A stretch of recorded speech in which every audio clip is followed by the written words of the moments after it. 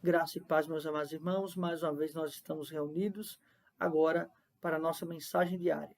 E louvamos a Deus pela tecnologia que Ele tem nos concedido e podemos achegar até os amados irmãos com a palavra de ânimo, vigor, coragem e esperança da parte do nosso Deus.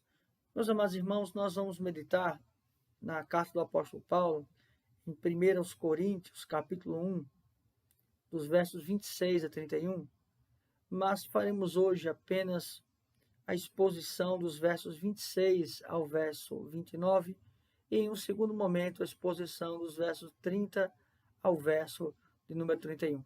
Mas antes de nós começarmos, vamos ter uma breve oração, rogando ao Senhor por iluminação para o entendimento da sua palavra. Oremos ao Senhor. Pai, muito obrigado mais uma vez pelo privilégio que nos concede em ouvir a tua voz. Ó Deus, nos faz ter um coração gratos ao Senhor, mas também, Senhor, um coração adorador. E toda honra, glória, louvor seja dada a Ti. É assim que nós oramos. Em nome de Cristo, nós já te agradecemos. Amém. Expectativas. É isso que nós temos em nosso meio. É criado expectativa em relação aos nossos estudos, é criado expectativa em relação ao nosso trabalho, é criado expectativa em relação aos nossos relacionamentos. Mas a expectativa é algo muito perigoso, porque nós muitas vezes podemos estar atendendo às expectativas que este mundo nos impõe. E isto, muitas vezes, nos desviará do caminho do Senhor. Meus amados irmãos, quando nós vemos esta carta do apóstolo Paulo para os coríntios, a igreja que se localizava na cidade de Corinto, nós vamos observar que esta é uma carta de admoestação. O apóstolo Paulo, então, aqui está preocupado com aquela igreja, sobretudo das vãs filosofias, do entendimento errado que aqueles irmãos tinham acerca da ressurreição de Cristo, e bem como também das práticas dos dons espirituais. Paulo, então, ele chega a este final do capítulo 1, na verdade, fazendo um apanhado e acrescentando a tudo aquilo que foi dito em todo este capítulo. Sobretudo, para a apresentação ou na apresentação do Evangelho. E a ênfase é Cristo crucificado. Esta concepção ela é defendida e ela é batida pelo apóstolo Paulo, porque justamente isso se contrapõe àquilo que o mundo, aquilo que as filosofias humanas colocam acerca de sabedoria e acerca da existência e do propósito de vida. Mas então o apóstolo Paulo ele inicia esse bloco do capítulo 1, a partir do verso 26, da seguinte forma: Irmãos, reparai na vossa vocação. Aqui, então, ele acrescenta uma ideia de percepção, como os irmãos, então, devem se aperceber. Primeiramente, ele traz a palavra irmãos, no sentido de que, embora estes estejam em pecado, em equívocos, eles não são tratados como ímpios, mas o apóstolo os vê como irmãos. É assim que também nós devemos observar aqueles que estão em nossa igreja, que muitas vezes caíram, pecaram, foram submetidos à disciplina, e nós não podemos, de uma hora para outra, deixar de tratá-los como irmãos. Eles podem até não ser, porque há joio e trigo na igreja, mas nós devemos ter este cuidado. E ele diz então: reparai na vossa vocação, ou seja, no vosso chamado.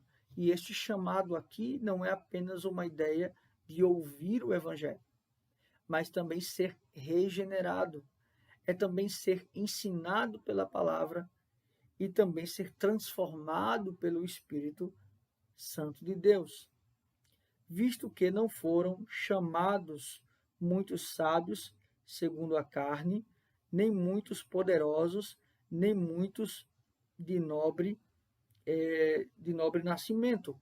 O que eles está querendo dizer aqui?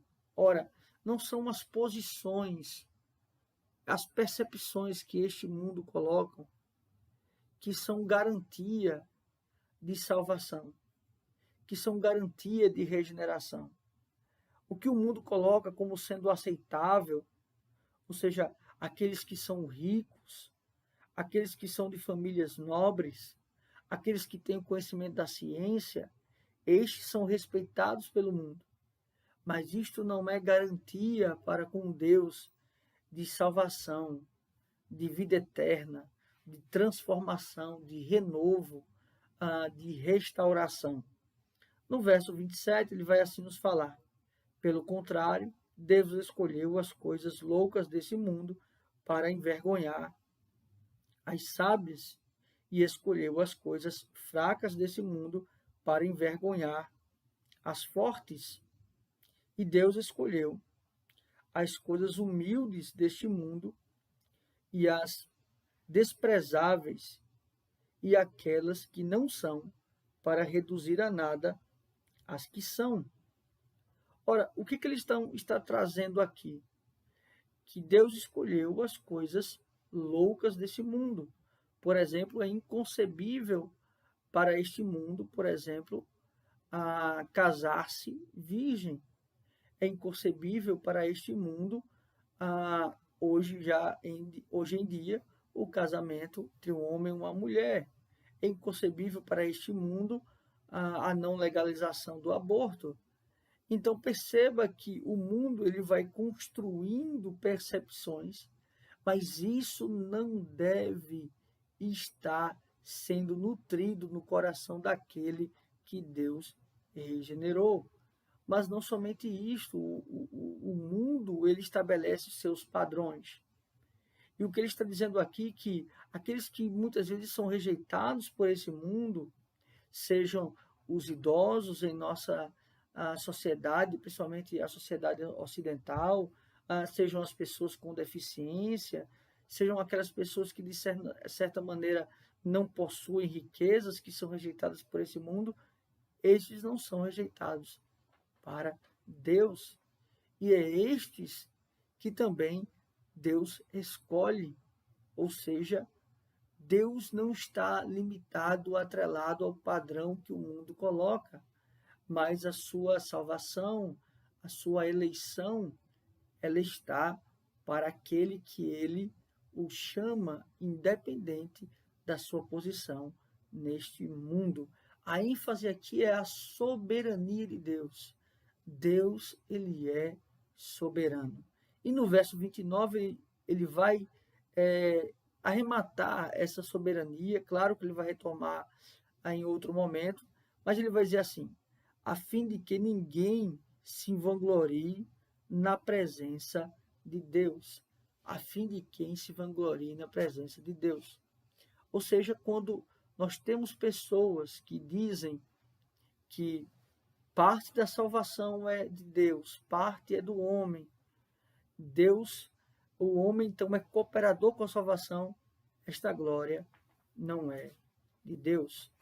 Pois se o homem tiver parte na obra salvadora, então ele tem com que se gloriar. E a concepção aqui é justamente dizendo qual o seu propósito: glorificar a Deus e se alegrar nele para todo sempre, pois foi ele que nos criou.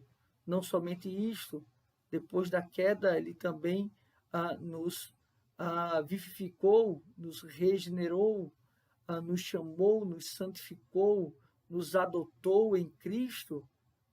Então perceba que nós devemos olhar para o propósito, para a finalidade de nossa vida, de nossa existência, a glória de Deus. Que nós não permitamos que este mundo nos enrede, nos iluda com as suas vãs filosofias, com as suas vãs ciências, para que nós não possamos esquecer o nosso propósito e finalidade, a glória de Deus.